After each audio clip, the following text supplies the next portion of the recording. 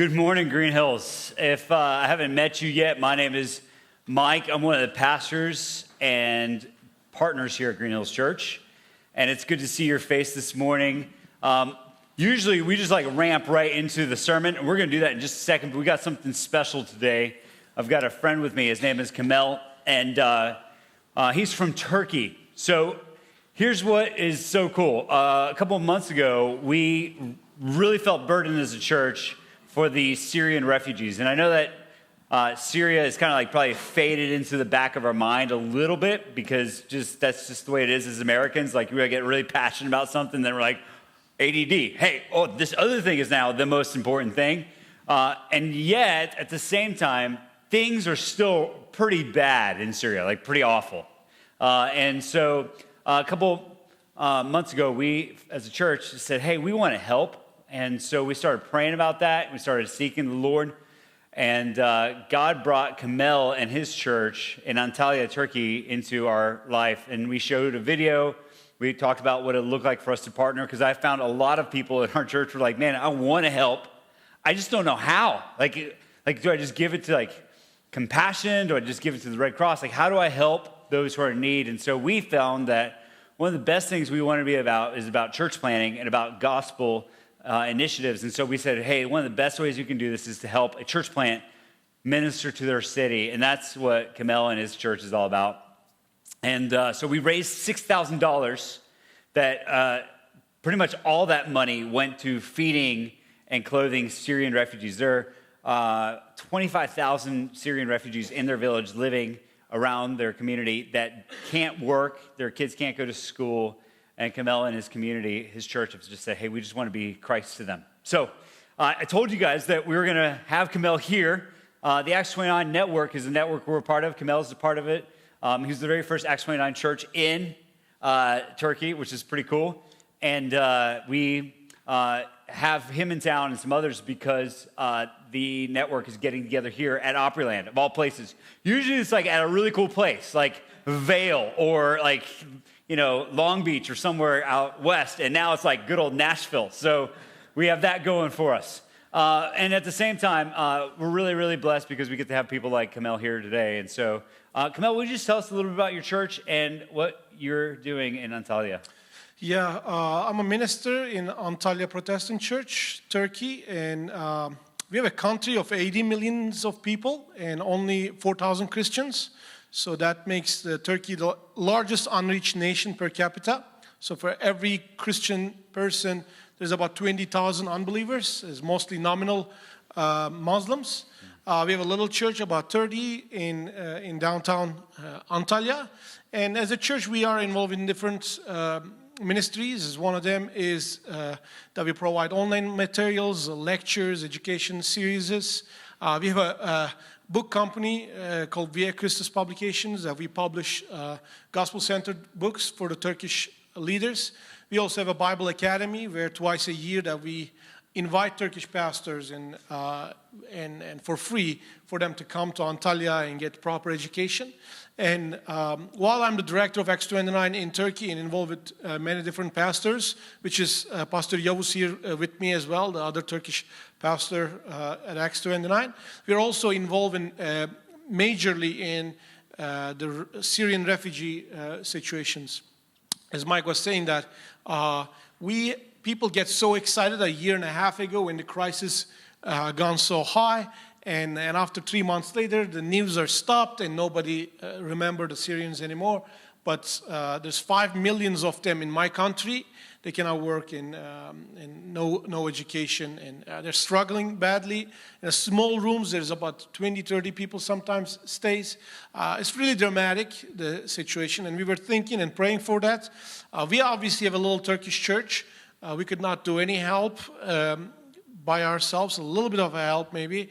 But I was talking in Liverpool in one of the conferences, and they asked me about the Syrian refugee crisis. So I shared with them, and I shared the needs. And all of a sudden, the people there, hey, can we help? Can we help? And we did not even have a plan to start a ministry.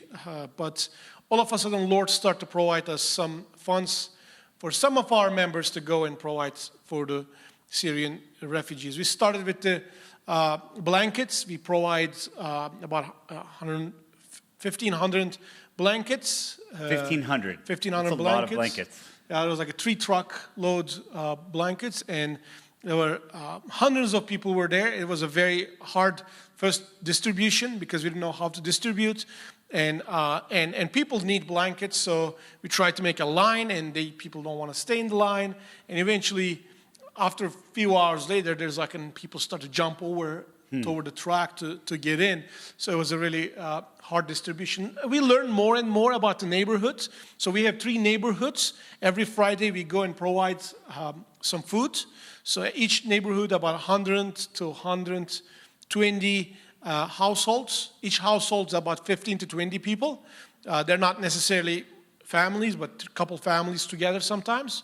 And we provide lentils and soups, pasta and wheat and that type of stuff. And tens of thousands of pounds food we have distributed. And we also collect some clothes during the year. And before the winter, we try to provide for them because, as you see, some of the house don't have any kind of windows, nothing like that. And struggle is very real, and we try to help them. And we are very privileged to partner some of the churches here in America. And so everything that you guys are giving directly go into the Syrian refugees, and we're very thankful for your love and care for these people. And it is extreme conditions, so it is hard to even walk past those neighborhoods. But we are very thankful for Green Hills to be able to partner with us to provide some needs for these people. And some of these people are people that had no gospel access before because they were so isolated, and you guys are actually able to come and bring food, but then also Christ, which is amazing. Yeah. We are trying to be very careful how we bring the gospel, because there has been some pastors already jailed in Turkey because they try to preach to the Syrian refugees. So we have a really steady and careful relationship. And some of the Syrians don't want to receive any food when you told them they're Christians. So their kids suffer, but because they're prideful and Muslims, that they do not want to hear that you're a Christian and receive the food. So we are very careful on people, and some of them becomes very relational, and then we can invite to the church and then our picnics and stuff like that. One of the guys who are actually helping our distributions, just a few weeks ago, he bring his younger brother, like 9, 10 years old, and this is really hard. I mean, just the guy who's 18 years old, bringing 9 years old brother, coming from a Muslim family, it's an extraordinary for the nation that we are in. But we're very careful because there has been already people in jail. There's an American man who is American pastor who is in jail because he's partnering with the Syrian Refugee Ministry. So it is an extremely careful process because the Turkish government are very religious. And basically, a couple months ago, we have had an election. Literally, after 95 years of history of Turkey, we lost our democracy in the voting system. So things are much worse. And many newspaper authors, Christians, are jailed just because they are who they are, even though they don't do any kind of illegal activities. So we are extremely careful when we are doing that. But there's one lady who has been helping us, and she come from the Syria about 3 years ago. The early years are much more wealthy Syrians who came to Turkey because they could run away when they see the ISIS. The people who we are dealing is much more poor people. They had to wait for the last minute. And the friend named Mohammed, who 18 years old, young guy, he's I don't know if you heard that there's like 11 people's heads cut off by the ISIS. One of them was his brother.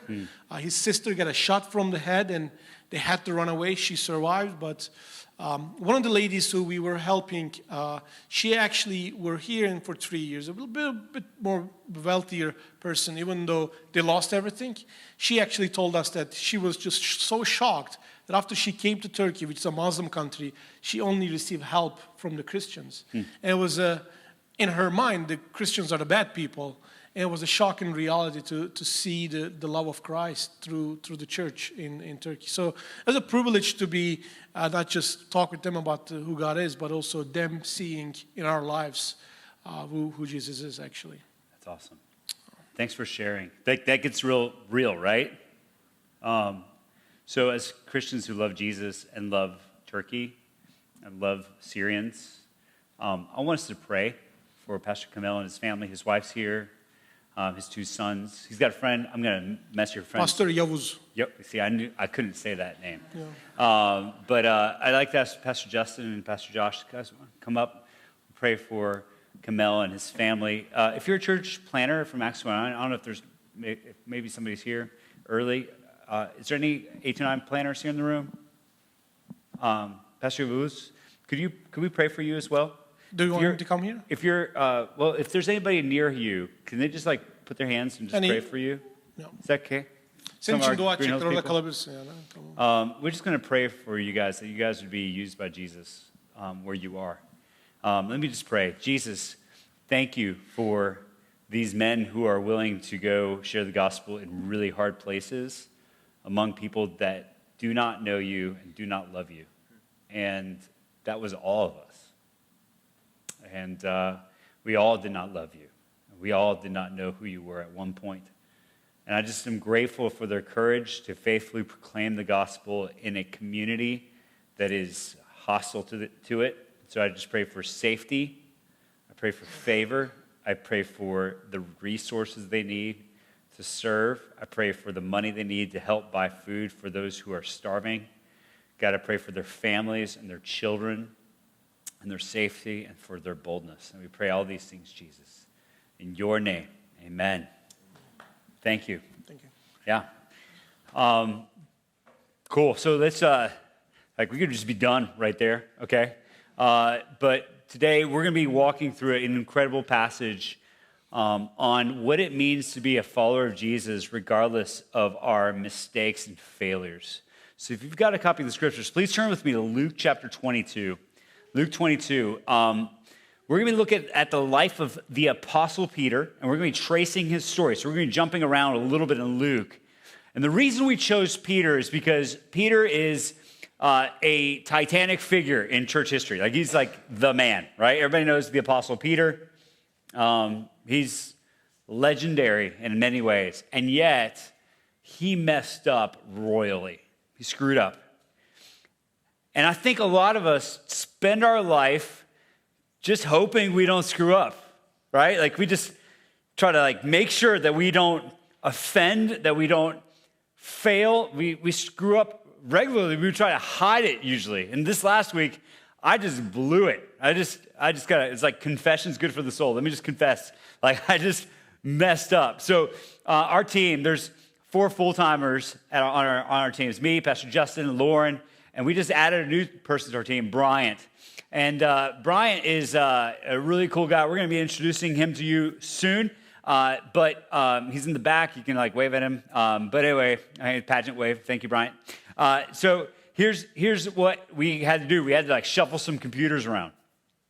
So I was working on my computer because I realized I have way too much just junk on my computer. So I started trying to clean it up because I wanted to see how small I could make my files. And I found that after 9 years of planning a church, I've just created a bunch of internet junk. I've just created all kinds of files. Do you want to know how much just internet waste or extra space I've created? It's just kind of random. But I've created over 100 gigabytes worth of files. That's just that's not pictures, okay? That's not music or movies or videos. That's just Word documents, okay? That's embarrassing, okay? So I've just been I guess all I've been doing for 9 years is typing. Just here we go. So I realized a lot of these things, I didn't even know what was in them. So I started doing this purge because I was when you transfer from one Mac to another, if you're a Mac person, you just realize it just takes all night. And so I was trying to make it shorter and just find things that I just didn't care about anymore. So I started just deleting things. Now, the problem is that we share a lot of files, right? So we have this Google Drive thing that we kind of all share as internal server. And I thought I was just delete. I don't even know what that is. Just look through it, delete that. And I realized since I'm the pastor and I was here first, I own a lot of the files that we just do at church. And all of a sudden, I started getting emails from our staff. Justin's like, hey, man, I was looking for this database for small groups. Do you have any idea where it is? I can't get in on it anymore. And I was like, And then Lauren goes, hey, listen, I was looking for some of our old staff meetings. I was like, who looks at old staff meetings? But she's like, I was looking through some of those, can't find them. And I was like, what? And all of a sudden, it just dawned on me, I've been deleting files all morning. And I don't know where they went. So I went and checked my trash, like you always go, oh yeah, at least I'd like put it in the trash. No, I'd been like a good boy and I actually double deleted. I was like, delete, clean that trash out because I'm transferring everything over. And all of a sudden I realized I had just deleted all these things people were depending on. And I felt like complete trash. And so I'm sitting in my office just going, nobody knows yet. Like, can I hide this? Can I just say it's Google's fault? Like, how can I find a way to not, own up to this? And I just found this to be true about me, is that I like to just deflect when I'm in trouble. Like, I like to hide. And you probably like me, right? You're like, I don't know. Like, it just kind of act like it just didn't happen or just ignore it, because none of us like to have accountability when it's painful.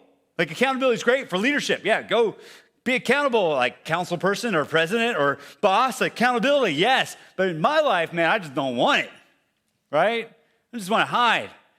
I feel shame. And there's something deeply shameful about just messing up. And yet we know it's the human condition, but man, it's like when it comes home to your own neighborhood, you're like, man, I don't want any bit of that. And here's the thing, when it comes to spiritual things, we screw up a lot. We do.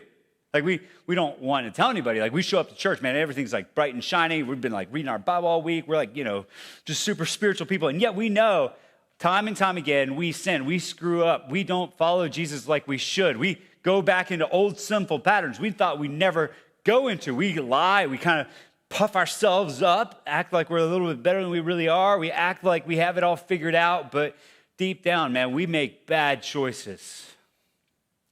Not just bad choices, sinful choices.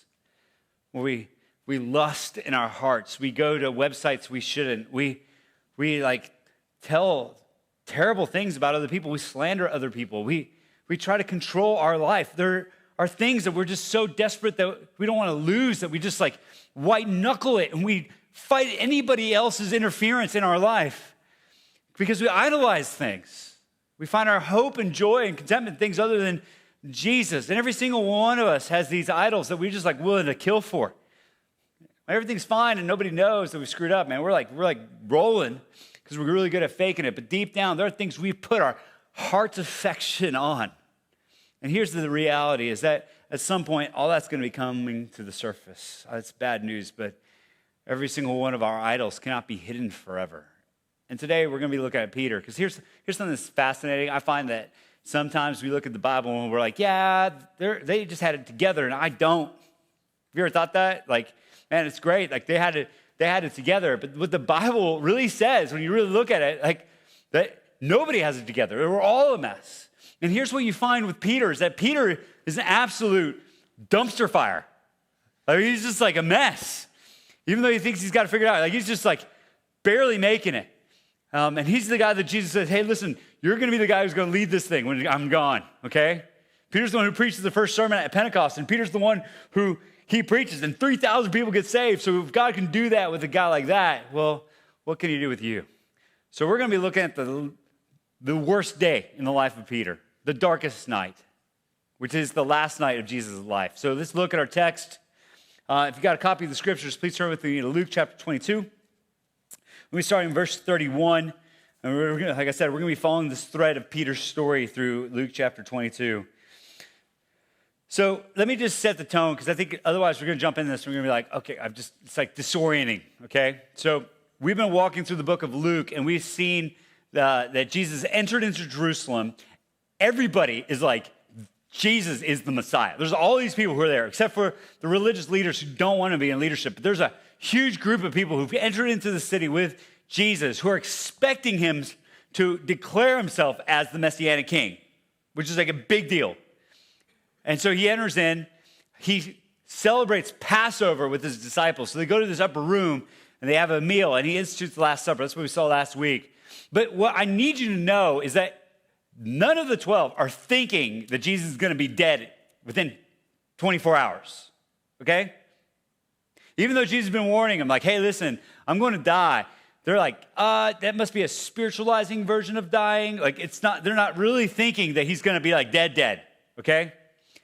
And so even though Judas, who betrays Jesus, has already left the room, he's already on his way to the chief priest's house, he's already making plans to have Jesus arrested. The others aren't thinking that. And so Jesus is talking to his disciples. He's talking about what's going to come. And then he says this to Peter, like probably in mid-conversation. They're all talking. Jesus looks at Peter and says this, okay? So that's the context, right? What he says is shocking. He says, Simon, Simon, which is Peter's like birth name. Peter's like his nickname. It means a little rock, like Rocky. It's kind of cool. Jesus gives him this nickname, says, hey, Rocky, come follow me. And here he calls him by his Jewish name, his original given name, to make sure there's nobody like missing the point. He says, Simon, Simon, behold, Satan has demanded to have you, that he might sift you like wheat. But I have prayed for you that your faith may not fail. And when you have turned again, strengthen your brothers. So Jesus looks at Simon and he's like, hey, Simon, Satan's coming after you. He's going to sift you like wheat. He's asked to sift you like wheat. So this is something you need to understand about the biblical worldview. You may come from a worldview or understanding that there's no spiritual realm. There's no angels or demons. It's just like humans. Maybe some aliens out there, but just like, people living in the world, right? But what the Bible teaches us is that, yeah, we're all physical and we're here on this planet, but there's also a spiritual element. And there's a spiritual realm where God lives and there are angels and demons. And chief among these demons, there's this being called Satan, who's God's enemy. He's powerful, he's invisible, which is scary, and he seeks the destruction of God's kingdom. Now, Satan is not God's equal. It's important for you to understand that.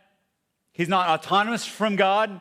Satan is evil. He's wanted to replace God with himself as ruler of all things, and yet he is not God's equal. So it's not like yin and yang, like both equals, like forces fighting for supremacy. It's God, and Satan is a infinitesimal speck in his power compared to the glory and majesty of God, and yet much bigger and more powerful than us.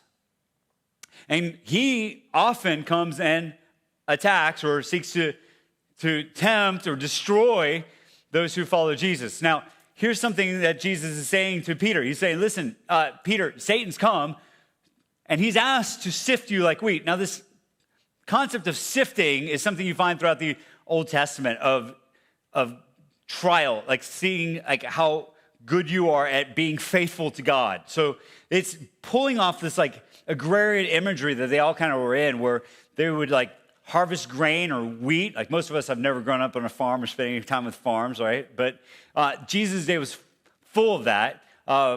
Most of us live in our little like Western like modern bubbles, like these concrete buildings we live in. So we don't necessarily understand this. But in this day and age, in Jesus' day and age, if you were going to make bread or eat bread, you actually had to go take the grain and then sift it. So you'd separate the chaff, the husk, the outer part of the kernel of grain from the inner part that you actually make bread from. That's called sifting. And it's a time of separating. Now, in a spiritual sense, what Jesus is saying about Satan here is that Satan's going to go do this, both to Peter and the disciples, and see if something shakes loose. He's going to shake them so severely to see who's really God's and who's not, who's just in it for their own business and who's really going to follow Jesus, even when times get hard. And what Satan's looking to do here is not just make them have a bad day. Sometimes we think Satan's just like, I'm just going to get them in traffic and make them say a bad word, That's not what he's looking to do here. He's looking to utterly destroy Peter's faith, his life, and his soul. And the language here is actually language pulled straight from the book of Job. The book of Job is one of the oldest books of the Bible. It's written right around the time of Genesis, maybe even before, so it might even be the oldest book of the Bible.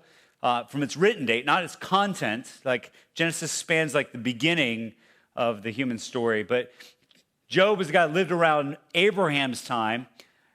And Satan comes to God in the same way. He shows up in heaven. It's like, hey, listen, Job only follows you not because he's somebody who is good and righteous. He only follows you because you give him stuff. Because Job's rich and he's got a great family. He's got everything going for him. But God, if we take everything away from this guy, Job, like his health and his kids and his stuff, he's going to curse you because he's only in it for what you give him. It's an incredible story of Job as he continues to look towards faithfulness to God, even in incredible hard times. Now, this same kind of judgment that Job faced, where Job actually ends up losing everything, he loses faith, not his faith, he loses his kids, he loses his money, he even loses his health, he loses it all. Jesus is saying, that's all coming for you, Peter. Which I'm sure Peter's like, awesome. I'm ready. In fact, that's what he tells us.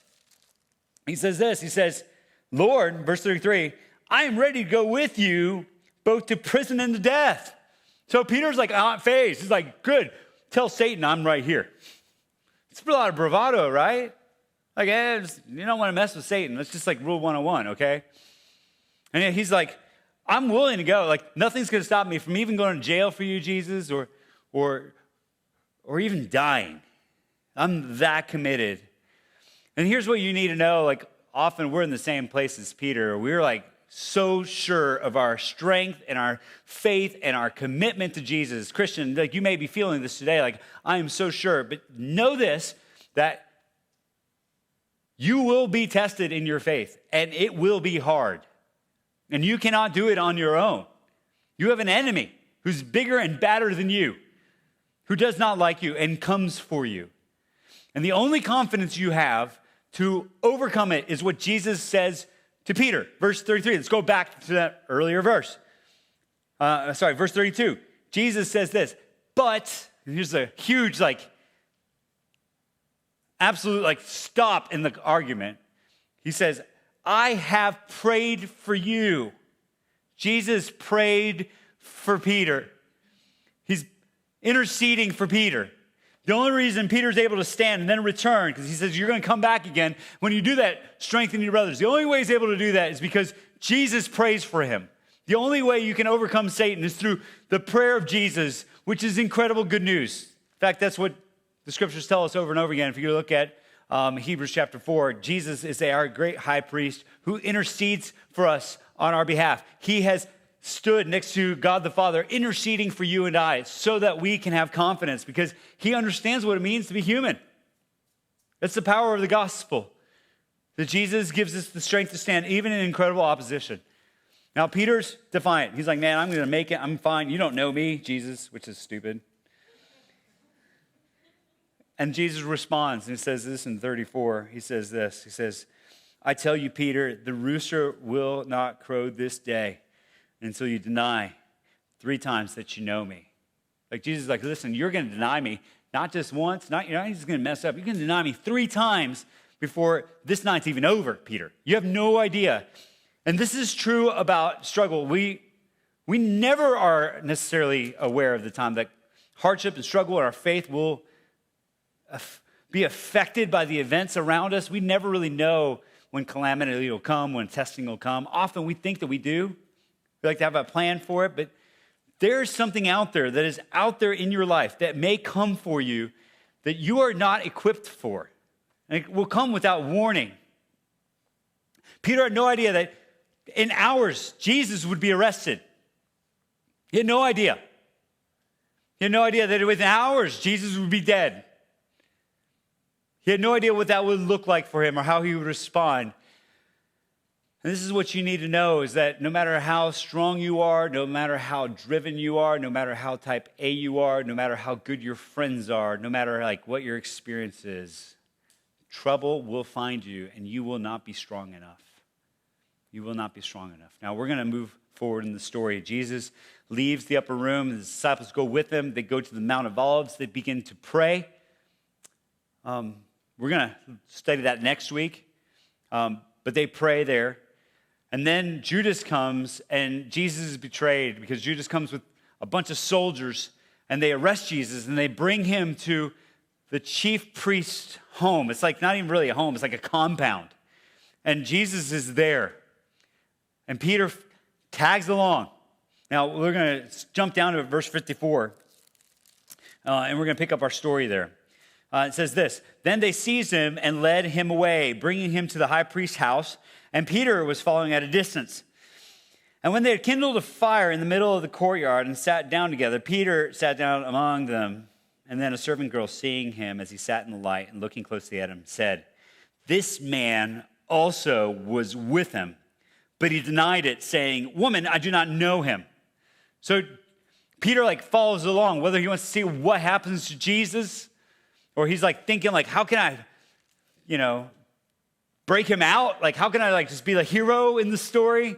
But either way, he follows and he enters into the chief priest's house and he sits there and he's looking at Jesus being mocked and being interrogated by the religious leaders, the Sadducees and the ones who are in their camp. And he's looking at them. And as he's sitting there, this girl's like, "Hey, I recognized you. You're the big loud one that was always with Jesus." And in this moment, the thing he was most proud of, his relationship with Christ, the fact that he was on the inner circle, the fact that he was somebody who Jesus loved, goes out the window. And he says, "I didn't even know who that dude is." Can you imagine how absolutely crushing this really is, both to Peter and to Jesus? On the night that Jesus needs friends most, one of his very best friends is watching him and denies that he even has a relationship with him. Talk about an epic fail, right? He's like, "No, I don't even know who that guy is." Keep in mind that they've been doing life together for 3 years. They know each other deeply. Peter denies Jesus. And the reason why is actually a very important one. I asked the question to myself, why? Why would Peter do that? Why didn't he keep his promise of saying, "I'm going to go even to prison and death"? This is his opportunity to do it. Why didn't he do it? Why was he unfaithful? Why did he screw up? Why? Have you ever wondered that? Well, I think deep down within all of us, there's a strong sense of self-preservation. He knew it was going to cost him to go public. And he couldn't bear paying the price of what it might mean to be public in his allegiance to Jesus in that moment. So he deflected. And there's all of us who have that. See, what Peter's dealing here is he's dealing with an idol, which means he wanted to have control. He was afraid. He was terrified of what it really might mean to follow Jesus in this moment. And there's something deep that's being revealed about Peter, which is that he doesn't have the willpower to be good enough.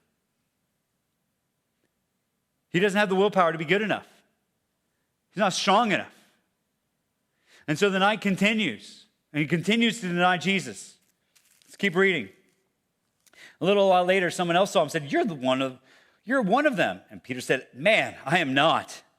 And after an interval of about an hour, still another one said, "Certainly this man also was with him, for he too is a Galilean." Apparently, Galileans had a certain accent, like Southerners. You just hear them, "Oh yeah, they're from Galilee." Just you hear somebody say "y'all" when you're from the north, and they're like, "Oh, y'all from the south, right?" Well, they're like, this guy must be somebody that was with Jesus. But Peter said, "Man, I do not know what you're talking about." And immediately, while he was still speaking, the rooster crowed, and the Lord turned and looked at Peter. And Peter remembered the saying of the Lord, how he had said to him, "Before the rooster crows today, you will deny me 3 times." And he went out and wept bitterly. What Jesus said was going to happen came true. Peter denies Jesus 3 times. And in that moment, as the rooster crows, he realizes what he has done and feels the weight of his shame and leaves just weeping, brokenhearted, completely bitterly. He's just bitter. And we've felt that way. I've felt that way, where I've been completely broken over my sin, my failure to honor Jesus like I should, my worship of another idol, where I've said, I want my value in that, my sinful choices. You've been there with me. We feel completely broken. Maybe you've failed in a relationship. Maybe you had an affair. Maybe you've lied. Maybe you've hurt somebody with your words. You've broken. And it's easy to only see yourself as somebody who's broken, to hear in your ear over and over again, God does not love people like you. You are a failure. You are all alone. Nobody cares about you. If they knew, they would not welcome you. You know you've heard that voice. I've heard that voice. And here's what you need to understand. In this moment where Peter is weeping bitterly, this moment right here is a grace from God to Peter. See, Peter's in a place where he's finally over himself. He's in a place where he's finally able to have God actually do some heart work in his life, not just moral striving, but true transformation at a deep core level. Because Peter's been trusting in himself for a long time. This is what you need to know, is that God does not see broken people as things to be discarded. God doesn't see broken people as obstacles to what he's doing, almost like a plan B, like, oh yeah, I'm going to take all the good people, and then some broken people, I'll try to get them along too if I have time. No, here's the deal. Every single one of us are broken people. Broken people matter because that's the only kind of people there really are. Like, there's really only broken people, and then there's no people. Every single person is broken. Some of us just are willing to believe it or not. Some of us are continuing to live in the delusion that we're good enough and smart enough and daggone it, people like us. But really, the Bible tells us that every single one of us has gone astray. We've turned our own way. We've turned away from God. We've pursued other things. And we found our satisfaction in those things so tightly that we're willing to kill, steal, and destroy. We're willing to lie to protect what we want. And that's sin. There's no way around it. It's not just bad decisions or a bad day, it's sin. And Peter is face to face with his human frailty and his brokenness. And let me just tell you this, it's beautiful. Because he's not lying to himself anymore. So he can't do it by himself. And here's the beautiful thing about this story is that it doesn't end here. You know, you could be like, man, it's broken and he's just not okay and that's fine, but it doesn't end there. See, Jesus isn't done with Peter. In fact, he's just starting. And here's the thing, if you're in a place of brokenness or you enter into one right now, you're doing fine, you're just freaked out, insecure, neurotic, and emotional. You don't even realize that you're just fine. That's what fine stands for. You're just like cruising, but inside you know you're a mess. Now here's the deal. Someday you're going to end up in a broken heap, and you're going to hear this, and I hope it's good news for you if you're there. But if you're already there, like me, you'll know that God renews people's hearts and stories. And so Peter is like no different. A couple days later, he hears that Jesus is alive. One of the ladies that was friends with Jesus came and said, hey, listen, I saw him. And Peter's like, are you kidding me? He is dead. But nonetheless, he and his friend John, they run to the tomb. And Peter's the very first that walks in and sees that the body's not there anymore. And in that moment, hope starts to be birthed in his soul. Then he hears that Jesus wants them to go to Galilee. So he goes. Galilee's where they're all from. It's where his hometown is. It's where Peter was like very popular, very, very successful fisherman. He had a boat. He'd fish for his community as his trade. And so he goes back to where he was and he goes fishing. He and a bunch of his friends, they go fishing.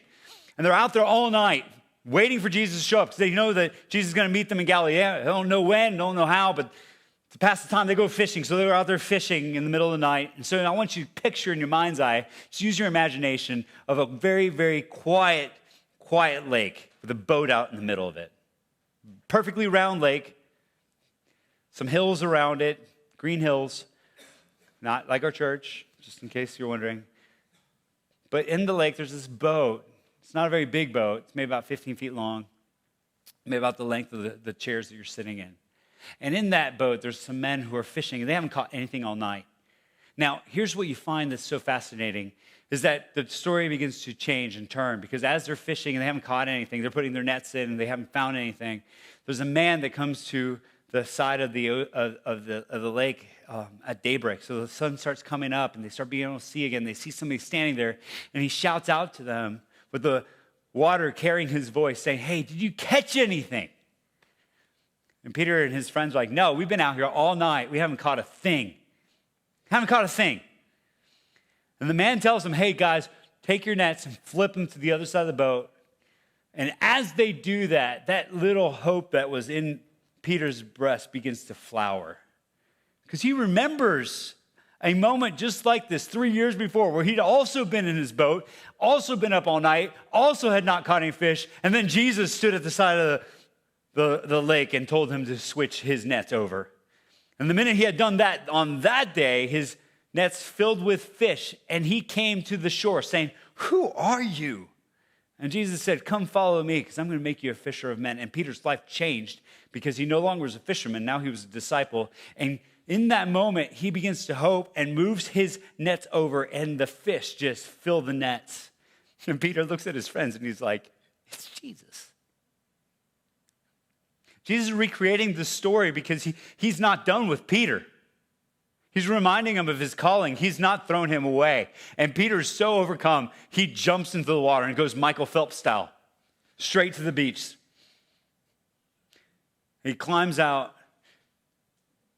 And I think it's so interesting to consider what that meeting must have been like. You got Peter. Last time he saw Jesus, Jesus was somebody looking at him as he's denying that he even knows him. And he has no idea what is going to happen. He just knows he wants Jesus, because he knows the character and person who Jesus is. So he comes to Jesus, and in that moment, like, if I was Peter, I'd be wondering, like, what's Jesus gonna do? Is he gonna say, "Man, you gotta like beg. You gotta say you're sorry. Man, you gotta go do some stuff. I'm gonna send you out on this mission to prove yourself to me, because I'm not just gonna forgive you." Because, like, personally, it's hard for me to forgive people. I'm sure the same way. If someone's wronged you, it's hard to forgive. But what does Jesus do? Well, the book of John tells us that Jesus invites him to breakfast. It's like the most non sequitur thing you'd ever imagine. It's just like, "Hey, you want to eat?" And he invites him to eat. And so they sit down. Jesus has a meal. The rest of the disciples come and they sit down and they eat. And here's why he offers them breakfast. Not just like, "Hey, man, I don't have anything to say to you. Let's just eat some food," right? Not even like, "Hey, you're hungry." But Jesus is offering him a relationship. See, meals in the ancient Near East in Jesus' day weren't things you did with people that you didn't know or love, people that you didn't accept. When you offered somebody in for a meal, you're saying, "You're with me." And Jesus is offering him not a list of things to do, to repent of, even though Peter is repentant, but Jesus is offering him a relationship with himself. And he shows this through this meal. And as they have this meal, Jesus begins to ask Peter if he loves him. And he asks him 3 times, one for each one of the denials. And Peter says, "Yes, Lord, I want to." As Jesus is drawing him to this relationship, Jesus is calling him to a new purpose, one that is beyond moralism, one that is beyond his own strength, one that is more than his own striving or his own will. Jesus is calling him to live for a completely different purpose and through a different power, which is through the power and life of Jesus now living in Peter. See, he's drawing him to a new identity because God does not just see him as a sinner, as a broken person. Jesus is offering him relationship where he's inviting him into the family of God through adoption to be his child. And this is what we need to understand, Christian. Like, if you're a Christian, it's really easy for you to try to become moral. Like, I'm going to be good so that God will love me, and therefore he'll let me go to heaven. But the gospel doesn't work that way. The gospel says you're bad. You always were. You can't do it on your own. There's no way for you to do good enough things for God to be like, "Yeah, you're on my team." He doesn't work that way. The only way that God brings you in is because Jesus was the good one. And he invited you to sit at the table and have a relationship with him so that you wouldn't enter into an eternity without him. And Christians, it's so easy to forget that reality and then try to earn it.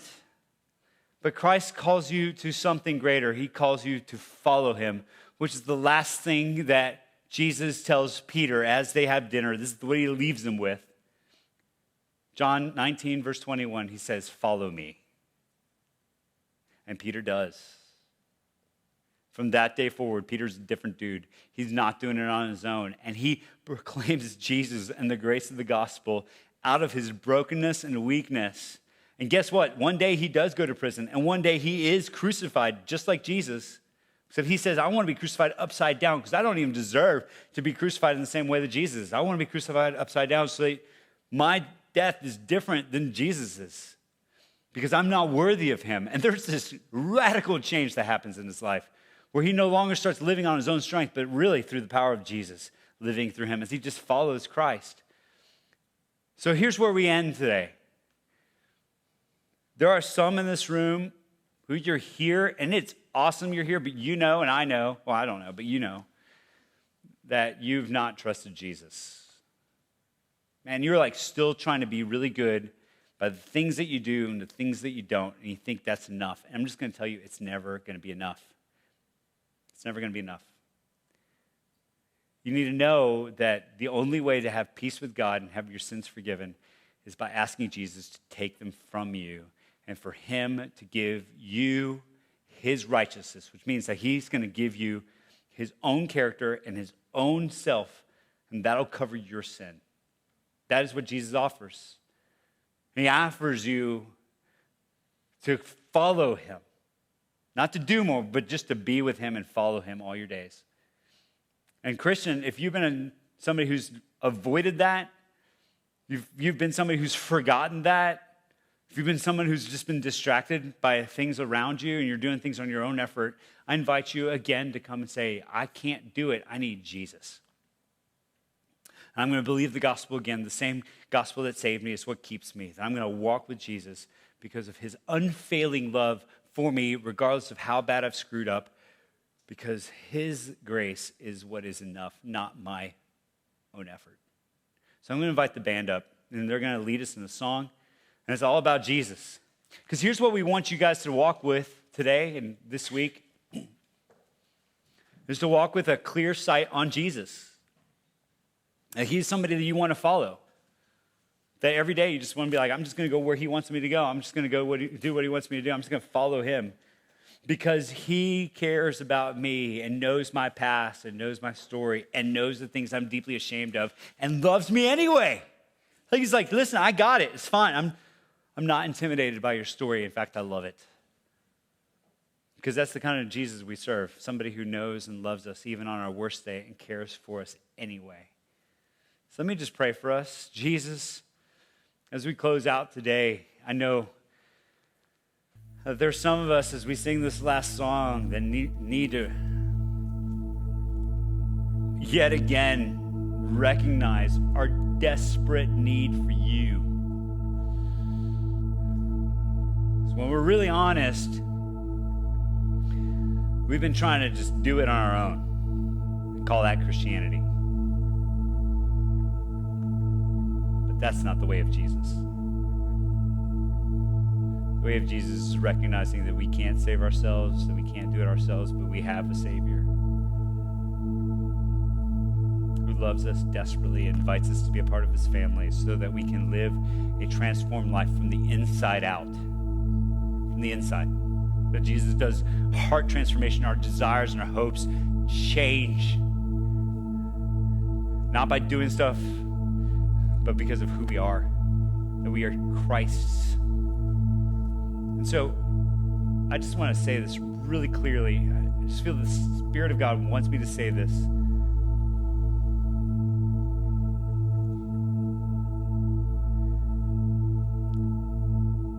Are you trying to follow Jesus on your own?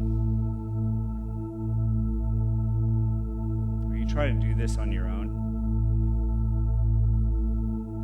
Or are you letting Jesus